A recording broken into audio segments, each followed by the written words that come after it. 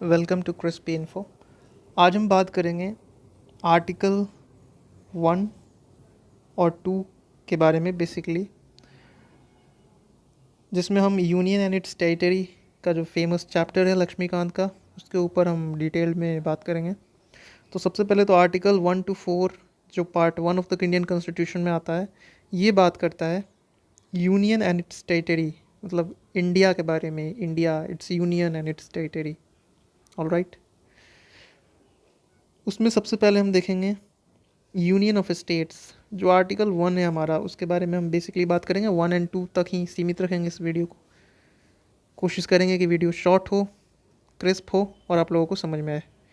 So article 1 जो है वो बेसिकली डिस्क्राइब करता है इंडिया के बारे में कि India, that is Bharat, as a union of states rather than a federation of state.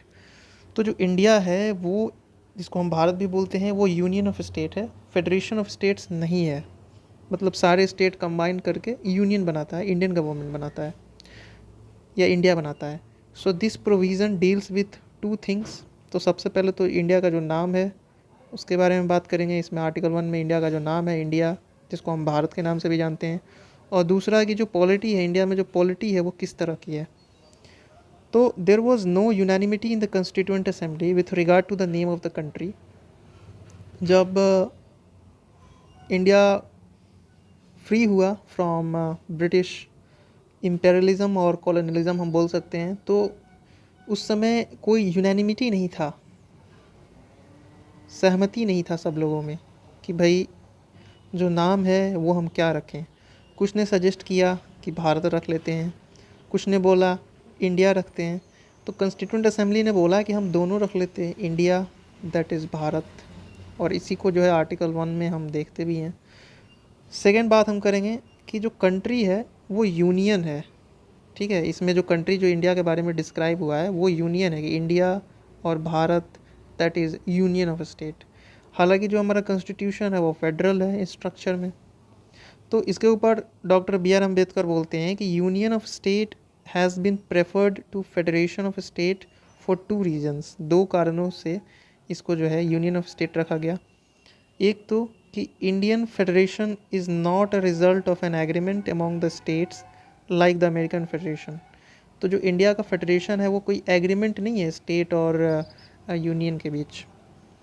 और दूसरी बात कि जो स्टेट है उसको कोई राइट नहीं है कि वो इंडिया से अलग हो जाए। स्टेट अलग हो ही नहीं सकता है, क्योंकि जो इंडिया का जो फैब्रिक है ऑफ यूनिटी एंड इंटीग्रिटी वो यहाँ पे ख़त्म हो जाएगा। तो जो फेडरेशन है इज़ यूनियन है because it is indestructible. India जो है वो जो स्टेट है वो इंडिया से अलग हो नहीं सकता है, वो इनडिस्ट्रक्टिबल है। And the country is an integral whole and divided into different states only for the convenience of administration. Country जो है वो हमारा एक है और इसको डिफरेंट डिफरेंट भागों में इसलिए बांटा गया ताकि जो एडमिनिस्ट्रेशन है, जो प्रशासन है, उसको आराम मिले, उसको आसानी मिले यहाँ पे जो है रूल करने के लिए। इंडिया में जो वेरियस स्टेट्स हैं उसको गवर्न करने में आसानी हो, तो इसीलिए। So according to article 1 the territory of India can be classified into 3 categories. तो आर्टिकल 1 में 3 तरह के स्टेट्स के बारे में, जो कैटेगरीज़ के बारे में, वो हम देखते हैं। एक तो टेरिटरी ऑफ स्टेट्स। इंडिया जो है वो टेरिटरी ऑफ स्टेट्स है, बहुत सारे स्टेट्स जो हैं वो यहाँ पे मिल के इंडिया को बनाते हैं। उसके बाद यूनियन टेरिटरीज़ भी हैं। और तीसरा जो है territory that may be acquired by government of India at any time. वैसे टेरिटरी जो इन द फ्यूचर भारत सरकार उसको एक्वायर कर ले तो वो भी जो है इंडिया में शामिल हो सकती है। सो आर्टिकल 1 में 3 तरह के कैटेगरीज जो है उसके बारे में हम बात करते हैं। आगे बढ़ते हैं। The names of the states and union territories and their territorial extent are mentioned in the first schedule of the constitution and at present there are 28 states and 8 union territories. पहले का ये है, तो अभी हमारे यहाँ 28 स्टेट्स और 8 union territories हैं। So the provisions of the constitution pertaining to the states are applicable to all the states in the same manner। तो जितने भी प्रोविज़न है कॉन्स्टिट्यूशन के वो यहाँ पे एप्लीकेबल है सारे स्टेट्स में एक ही तरह से, किसी तरह का डिस्टिंक्शन नहीं है, डिस्क्रिमिनेशन नहीं है। लेकिन कुछ कुछ स्टेट्स जैसे पार्ट 21 उसमें जो स्टेट है जैसे महाराष्ट्र, गुजरात, नागालैंड, असम, मणिपुर, आंध्र प्रदेश, तेलंगाना, सिक्किम, मिज़ोरम, अरुणाचल प्रदेश, गोवा, कर्नाटका, इनको जो है कुछ स्पेसिफिक स्पेशल पावर दिए गए हैं। पार्ट 21 में कुछ स्पेशल राइट्स दिए गए हैं as compare to other state. और इसके साथ साथ जो 5th और 6th शेड्यूल जो है उसमें भी सेपरेट प्रोविज़न दिया गया है कुछ स्टेट्स के लिए, खासकर उनके शेड्यूल एरिया को एडमिनिस्टर करने के लिए और उनके ट्राइबल एरिया को एडमिनिस्टर करने के लिए। तो प्रिविलेजेस दिया गया है ताकि उनका प्रमोशन हो सके, कुछ जो सेक्शन ऑफ सोसाइटीज़ हैं वो यहाँ पे पिछड़ ना जाएं। So notably the territory of India is a wider expression than the union of India. तो जब भी हम बात करेंगे कि टेरिटरी ऑफ इंडिया, तो ये एक बड़ा मतलब एक्सप्रेशन है यूनियन ऑफ इंडिया बोलने से, क्योंकि ये जो यूनियन ऑफ इंडिया है ये सिर्फ स्टेट को इंक्लूड करता है, जबकि पूरा टेरिटरी जो है वो खाली स्टेट ही नहीं बल्कि यूनियन टेरिटरी, और वो भी टेरिटरी जो कि government in the future acquire करेगी तो उसको डिनोट करता है। तो जब भी हम बात करेंगे टेरिटरी ऑफ इंडिया, इसका मतलब कि वैसे टेरिटरी जो कि अभी स्टेट्स हैं, जो कि यूनियन टेरिटरी है, या इन द फ्यूचर अगर गवर्नमेंट जो है वो यहाँ पे एक्वायर करती है टेरिटरी ऑफ अदर कंट्री, तो उसको हम बोला जा सकता है। तो ये जो टेरिटरी ऑफ इंडिया है इसका एक वाइडर कोनोटेशन है as compare to the union of India. Alright, so the states are the member of the federal system and share a distribution of power with the centre. ठीक है, तो जितने सारे states हैं वो फेडरल सिस्टम के member हैं और वो एक पावर शेयर करते हैं सेंटर के साथ। Union territory and acquired territory on the other hand are directly administered by the central government. तो जैसे हम देखते हैं कि स्टेट गवर्नमेंट में गवर्नर होते हैं, चीफ मिनिस्टर होते हैं, और गवर्नर जो होता है वो एजेंट होता है सेंटर का, डायरेक्टली जो है सेंट्रल गवर्नमेंट गवर्नर को अपॉइंट करती है और वो जो है चीफ मिनिस्टर, उसके हिसाब से जो है सारा कुछ चलता है, गवर्नमेंट और चीफ मिनिस्टर के बीच में तालमेल चलता है, उस तरह से एक स्टेट जो है वो फंक्शन करती है। तो सिमिलरली जो यूनियन टेरिटरी होते हैं या फिर और भी जो वैसे टेरिटरी जो कि इन द फ्यूचर एक्वायर करेगी भारत सरकार, वो डायरेक्टली एडमिनिस्टर होता है bye the central government. Like central government या तो लेफ्टिनेंट गवर्नर वहाँ पे अपॉइंट करती है या फिर इस तरह के कोई एजेंट होते हैं डायरेक्टली फ्रॉम द सेंटर और वो वहाँ पे रूल करते हैं। नेक्स्ट हम देखेंगे कि being a sovereign state India can acquire foreign territory. तो इंडिया जैसे हमने देखा था कि सॉवरेन कंट्री है, सॉवरेन स्टेट मतलब इंडिया का अपना खुद का इंडिपेंडेंट स्ट्रक्चर है, कोई बाहर से कोई इसको गवर्न नहीं कर सकता, अपना खुद का रूल है, internal affair and external affairs को मैनेज कर सकती है इंडिया। तो India can acquire foreign territory, बाहर के भी टेरिटरी को हम एक्वायर कर सकते हैं।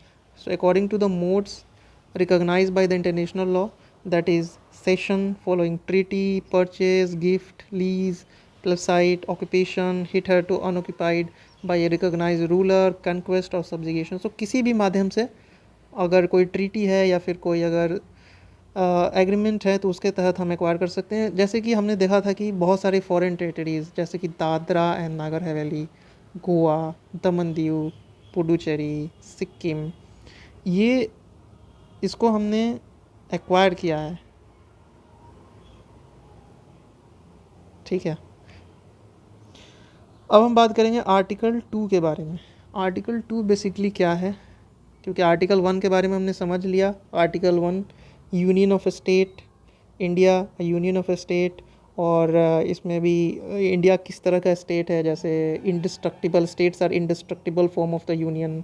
फिर हमने देखा कि जो इंडिया स्टेट का जो कंसेप्ट है वो किस तरह के 3 कैटेगरीज़ में बांटे गए हैं। एक तो हमारे इंडियन स्टेट, जो यूनियन टेरिटरीज़ हैं वो, और फिर तीसरे कैटेगरीज जो कि हम एक्वायर कर सकते हैं इन द फ्यूचर।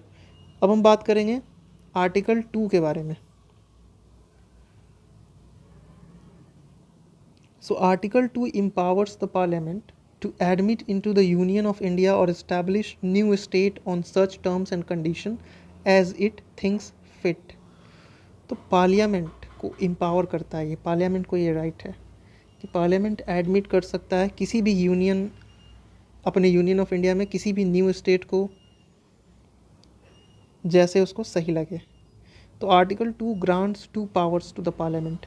पहला, the power to admit into the union of India new state, और दूसरा the power to establish new state. तो या तो किसी इंडिया में कोई बाहर का स्टेट जो है वो आ सकता है, या फिर इंडिया कोई नया स्टेट अपने अंदर ही क्रिएट कर सकता है। The first refers to the admission of state which are already in existence, while the second refers to the establishment of the states which were not in existence before. तो एक तो पहले से कोई स्टेट है किसी दूसरे हिस्से का, उसको हम जो है एडमिट कर सकते हैं इंडियन स्टेट में, और दूसरा वैसा स्टेट जो कि एग्जिस्टेंस में है ही नहीं, तो हम उसका नया नाम क्रिएट कर सकते हैं। ठीक है। So article 2 relates to the admission और establishment of new state that are not part of union of India. ठीक है। तो वैसे स्टेट जो कि इंडियन यूनियन का पार्ट नहीं है, उन सबको हम एडमिट कर सकते हैं। फिर आर्टिकल 3 के बारे में भी हम देख लेते हैं। इसमें होता है कि फॉर्मेशन ऑफ और changes in the existing state of the union of India. Already कोई एग्जिस्ट कर रहा है स्टेट, उसका फॉर्मेशन कर दें तो उसको हम बोलते हैं, आर्टिकल 3 में उसके बारे में मेंशन है।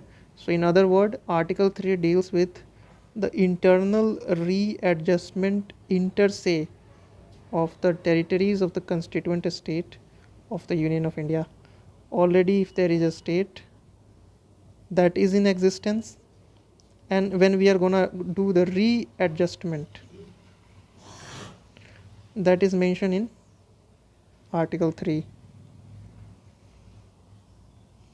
So that's all for today. I hope it will be helpful for the upcoming examinations.